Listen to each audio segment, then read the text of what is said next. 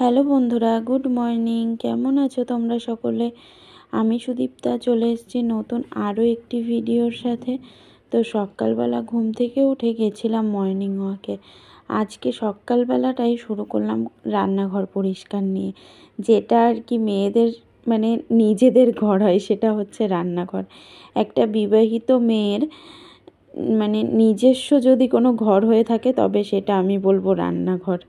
যাই হোক, সেটাকেই পরিষ্কার করছি। রাত্রেবেলায় যদিও হয়তো পরিষ্কার করে রাখি, কিন্তু তারপরেও আমার মনে হয় যে সকালবেলায় একটু ভালো করে মুছে সব দিকটা পরিষ্কার পরিচ্ছন্ন না করে নিলে হয় না।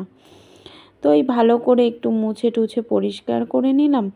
তারপরে রাত্রের কিছু থালা বাসন ছিল, সেগুলোই আর কি সুন্দর করে ধুয়ে মেজে পরিষ্কার করে নেব আর কি। তো সকালবেলা কাজ দিয়ে শুরু করলাম। মর্নিং ওয়াক থেকে এসে গরম জল করে এখনও খাওয়া হয়নি, ওদিকে গরম জলটা বসানো রয়েছে। আর ব্রেকফাস্ট রুটি বানাবো, তো আটাটাকেও মাখবো।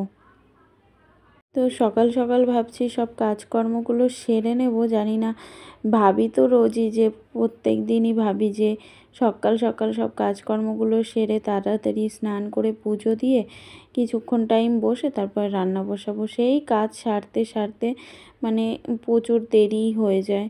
কারণ কি বলো তো, ওই মাম্মামকে নিয়ে একা একা সবটা করতে হয়। তো এবার ওকে খাওয়াতে অনেকটা টাইম চলে যায়। তারপরে অনেকটা সময় এরকম হয় যে ও কাজ করতে দেয় না, কোলে উঠে বসে থাকবে বা ওকে সামনে নিয়ে বসে থাকতে হবে। এরকম অনেক বায়না আছে ওর, যেগুলো পূরণ করতে হয়। সেই সময়গুলো আর করে ওঠা হয় না। দোষ ওরও না, তাও তো বলতে হয় যে আমার মেয়েটা সত্যিই অনেক লক্ষ্মী। তার কারণ আমি আমার 3 মাসের মেয়েকে নিয়ে মুম্বাইতে আসি। এখানে আসার পর থেকে ধরো আমাকে একাই সব করতে হয়, ঘরের কাজকর্ম, সাথে ওকেও সামলাতে হয়। আমি যদি কখনো ঘরের কোনো কাজকর্ম করি, ওকে যদি ভালোভাবে বলি যে মাম্মাম তুমি বসে থেকো, দুষ্টুমি করো না, আমি তাড়াতাড়ি করে করে নিই, ওনা খুব শোনে কথা। তারপরে ধরো হচ্ছে টিভি চালিয়ে দিলে পরে বসে বসে টিভি দেখবে, বা খেলনা দিয়ে দিলে বসে বসে খেলবে। তো সত্যিই আমার মেয়েটা অনেক লক্ষ্মী। যাই হোক, এখানে আমি গরম জল করে নিয়েছি, গরম জল খেয়ে নিলাম। তো তারপরে এইখানে দেখো, আমি সকালের ব্রেকফাস্টে রুটি করেছি, আর ওখানে তাল ঘোটা ছিল সেটা দিয়েছি, আর দুধ চাল দিয়ে দিয়েছি। আর দেখতে পাচ্ছ কী হারে বৃষ্টি নেমেছে, প্রচুর বৃষ্টি হচ্ছিল। তাই ভাবলাম চলো তোমাদের সাথেও একটু শেয়ার করে দিই। এখনও বিছানা টিছানা কিছুই গোছানো হয়নি, যেহেতু আমরা এখন নিচে শুই ওই গাদ্দাটাকে পেতে। তো এগুলোকে এখনও কিছুই ভাঁজ করে গুছিয়ে রাখিনি। ওগুলোকে ভাঁজ করে গুছিয়ে রেখে এখন হচ্ছে ঘরটাকে ঝাড়ু দিয়ে নিচ্ছি। তো ঘরটাকে ঝাড়ু দিয়ে তারপরে হচ্ছে দেখো, এই যে বিছানাটা সুন্দর করে গুছিয়ে রেখে দিয়েছি। আর এদিকে মাম্মামকে স্নানও করানো হয়ে গেছে। তো আমি যেহেতু এই জায়গাটা ভিডিও করব, তাই ও হচ্ছে নিচে নেমে গেছে, ওখানটায় দাঁড়িয়েই ছিল। তারপর এখানে দেখো কিছু জামা কাপড় মেলার ছিল, ভেজাগুলো, সেগুলোই মেললাম। আর এই যে শুকনোগুলোকে ভাঁজ করতে বসেছি। আর তোমাদের প্রায় অনেক ভিডিওতেই আমি বলে থাকি আমার সবচেয়ে পছন্দের কাজ হচ্ছে এই জামা কাপড় ভাঁজ করা, যেটা করতে আমার ভীষণ ভালো লাগে। তো এখানে আমি স্নান করে পুজোও করে নিয়েছি, আর আজকে একটু শ্যাম্পু করেছি। ওই যে 2 দিন আগে মাথায় তেল দিয়েছিলাম, তো আজকে শ্যাম্পু করে নিলাম। তারপরে এখানে রান্না করতে চলে এসেছি। রান্না করব হচ্ছে ডাল, আর সাথে এই যে এখানে সয়াবিন করব, তার জন্য আর কি জল গরম বসিয়েছি। আলু কেটে নিয়েছি, এখানে কাঁচা লঙ্কা আছে তরকারি করার জন্য। আর সাথে করব পটল ভাজা, বেগুন ভাজা, আর এই যে ডাঁটা দিয়ে ডাল করব। আর সাথে করব ওই ডাঁটা দিয়ে পটল দিয়ে আলু দিয়ে ওই চচ্চড়ি মতন সর্ষে বেটে। তো বন্ধুরা, তোমাদের আমার ভিডিওগুলো কেমন লাগে অবশ্যই কমেন্টে জানাতে পারো, যদি ভালো লাগে। আর যদি না ভালো লাগে সেটাও জানাতে পারো। যাই হোক, এখানে আমি রান্না বান্না করছি আর কি। আর ওদিকে মাম্মাম তো খেলছে। কপাল করে একটা লক্ষ্মী মেয়ে পেয়েছি।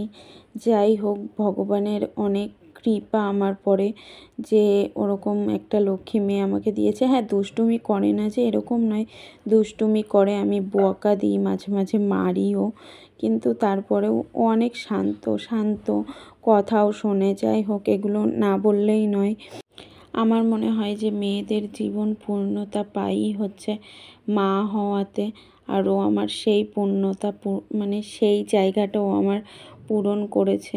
যাই হোক, এখানে দেখো রান্না বসিয়ে দিয়েছি, 2 সাইডে 2টো কড়াই বসিয়েছি। আর একদিকে হচ্ছে ওই ভাজাভুজিগুলো করব, পটল আর বেগুন ভাজবো, আর একদিকে হচ্ছে অন্য সব কিছু করব। এখানে দেখো ভাত হয়ে গেছে, সাথে থালা বাসনগুলো ধুয়ে নিয়েছি আর গ্যাস ট্যাস মুছেও পরিষ্কার করে নিয়েছি। চলো তোমাদের সাথে শেয়ার করি কি কি রান্না করলাম। এখানে দেখো আছে হচ্ছে কালকের 1 পিস ইলিশ মাছ ভাপা, যেটা আমার বরের জন্য রাত্রে রেখেছিলাম কিন্তু আর খাইনি, সেটাই ছিল আর কি। আর এখানে দেখো এই যে ডাঁটা চচ্চড়ি করেছি আলু দিয়ে, পটল দিয়ে আর ডাঁটা দিয়ে, যেটা খেতে দুর্দান্ত ছিল।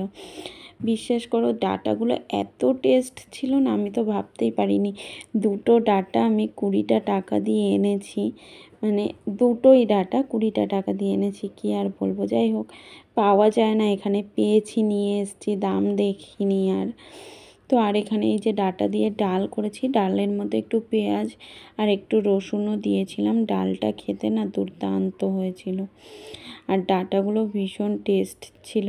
যে কোনো জিনিস কিনে নিয়ে এসে সেটা যদি ভালো হয় না, তখন দামটা আর গায়ে লাগে না, খাওয়া তো যায়, মানে খাবার জিনিস যেগুলো আর কি।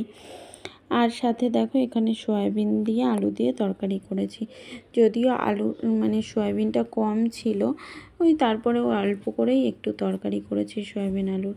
তো তারপরে আমি এখানে মামামের জন্য ভাত বেড়ে নিচ্ছি, তো এখন ওকে খাইয়ে দেবো, অনেকটাই বেলা হয়ে গেছে। তো চলো বন্ধুরা, ভিডিওটা এই পর্যন্তই। তোমরা ভালো থেকো, সুস্থ থেকো, দেখা হবে আগামীকালটা।